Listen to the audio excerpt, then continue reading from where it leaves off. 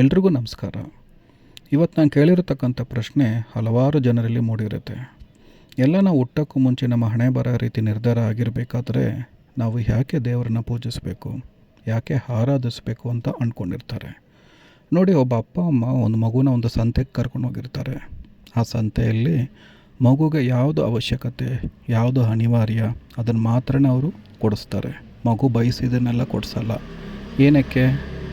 ಏನಕ್ಕೆ ಅಂತಂದರೆ ಮಗುವಿನ ಆರೋಗ್ಯ, ಮಗುವಿನ ಭವಿಷ್ಯನೇ ಅಪ್ಪ ಅಮ್ಮಂಗೆ ಬಹುಮುಖ್ಯ ಆಗಿರುತ್ತೆ.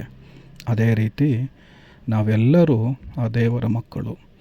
ನಮಗೆ ಯಾವುದು ಅವಶ್ಯಕತೆ, ಯಾವುದು ಅನಿವಾರ್ಯ, ಯಾವುದು ಬೇಕು, ಯಾವುದು ಬೇಡ ಎಲ್ಲ ಭಗವಂತನಿಗೆ ಗೊತ್ತಿರುತ್ತೆ.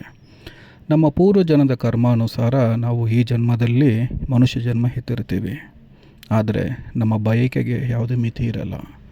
ನಮ್ಮ ಆಸೆಗೆ ಒಂದು ಮಿತಿ ಇರುತ್ತೆ. ನಾವು ಬಯಸಿದ್ದನ್ನೆಲ್ಲ ಕೊಟ್ಟರೆ ಮಾತ್ರ ದೇವರು ನಮ್ಮ ಜೊತೆ ಇದ್ದಾನೆ, ನಾವು ಆಸೆ ಪಟ್ಟಿದ್ದು ಕೊಟ್ಟಿಲ್ಲ ಅಂತ ದೇವರು ನಮ್ಮ ಜೊತೆ ಇಲ್ಲ ಅಂತ ಅಂದ್ಕೊಳ್ಳೋದು ನಮ್ಮ ಮೂರ್ಖತನ. ಇದರಲ್ಲಿ ಕೆಲವೊಬ್ರು ಅನ್ಕೋತಾರೆ, ನಾವು ಹುಟ್ಟಿದಾಗಿನಿಂದ ಈಗಿನವರೆಗೂ ಯಾವುದೂ ಸುಖ ಪಟ್ಟಿಲ್ಲ, ದೇವ್ರು ನನಗೆ ಯಾವುದೂ ಒಳ್ಳೇದು ಮಾಡಿಲ್ಲ ಅಂತ. KFCಯ ಸಂಸ್ಥಾಪಕ ಕೊಲೋನಲ್ ಸ್ಯಾಂಡರ್ಸ್, ಆ ವ್ಯಕ್ತಿ ಹುಟ್ಟಿದಾಗಿನಿಂದ 62 ವರ್ಷ ಆಗೋವರೆಗೂ ಅವನ ಜೀವನದಲ್ಲಿ ಪಡೆದೇ ಇರುವಂಥ ಕಷ್ಟಗಳಿಲ್ಲ. ಕೌಟುಂಬಿಕವಾಗಿ, ವ್ಯಾವಹಾರಿಕವಾಗಿ, ಹಣಕಾಸಿನ ಸಂಬಂಧಪಟ್ಟಂತೆ ಹಲವಾರು ಜೀವನದಲ್ಲಿ ಕಷ್ಟಪಟ್ಟ.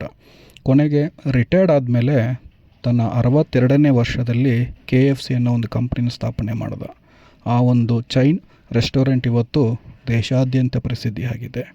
ಮದರ್ ತೆರೇಸಾ ಅವರು ತಮ್ಮ 69ನೇ ವರ್ಷಕ್ಕೆ ನೋಬೆಲ್ ಪ್ರಶಸ್ತಿಯನ್ನು ಪಡ್ಕೊಂಡ್ರು. ಅದಕ್ಕೂ ಮುಂಚೆ ಅವರು ಜೀವನದಲ್ಲಿ ಮಾಡಿರ್ತಕ್ಕಂಥ ಹಲವಾರು ಮಾನವತಾವಾದ ಕೆಲಸಗಳು ಇಡೀ ಪ್ರಪಂಚಕ್ಕೆ ಗೊತ್ತಿರಲಿಲ್ಲ. ಅವರು ಸಹ ಬಾಲ್ಯದಿಂದ ಹಲವಾರು ಕಷ್ಟಗಳನ್ನು ಎದುರಿಸಿ ಜೀವನದಲ್ಲಿ ಯಶಸ್ಸನ್ನು ಕಂಡವರು. ಒಟ್ಟಾರೆಯಾಗಿ ಪ್ರತಿಯೊಬ್ಬ ಮನುಷ್ಯನಿಗೂ ನೋವು, ಸಂಕಟ, ದುಃಖ ಇದ್ದೇ ಇರುತ್ತೆ.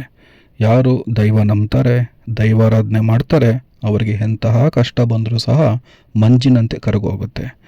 ದೈವ ಪೂಜೆ ಮಾಡೋದು ಪ್ರತಿಯೊಬ್ಬನ ಆದ್ಯ ಕರ್ತವ್ಯ. ಕೆಲವೊಬ್ಬರಿಗೆ ಬೇಗ ನಿವೃತ್ತಿ ಆಗ್ಬೋದು, ಇನ್ನು ಕೆಲವೊಬ್ಬರಿಗೆ ಸ್ವಲ್ಪ ನಿಧಾನ ಆಗ್ಬೋದು. ಆದರೆ ಅವರ ನಂಬಿಕೆಗೆ ಮತ್ತು ಅವ್ರು ಮಾಡಿರ್ತಕ್ಕಂಥ ಪೂಜೆಗೆ ಪ್ರತಿಫಲ ಸಿಕ್ಕೇ ಸಿಗುತ್ತೆ. ತಾಳ್ಮೆ ಮತ್ತು ನಂಬಿಕೆ ಎಂತಹ ಕಷ್ಟ ಇದ್ದರೂ ಸಹ ನಿವಾರಣೆ ಮಾಡೋದರಲ್ಲಿ ಬಹಳ ಮುಖ್ಯವಾದ ಪಾತ್ರ ವಹಿಸುತ್ತೆ. ಇಷ್ಟೇಳಿ ನಾನು ಈ ವಾಯ್ಸ್ ರೆಕಾರ್ಡ್ನ ಮುಗಿಸ್ತಾ ಇದ್ದೀನಿ. ಎಲ್ರಿಗೂ ಒಳ್ಳೆಯದಾಗಲಿ. ಜೈ ಶ್ರೀರಾಮ್, ಜೈ ಭುವನೇಶ್ವರಿ.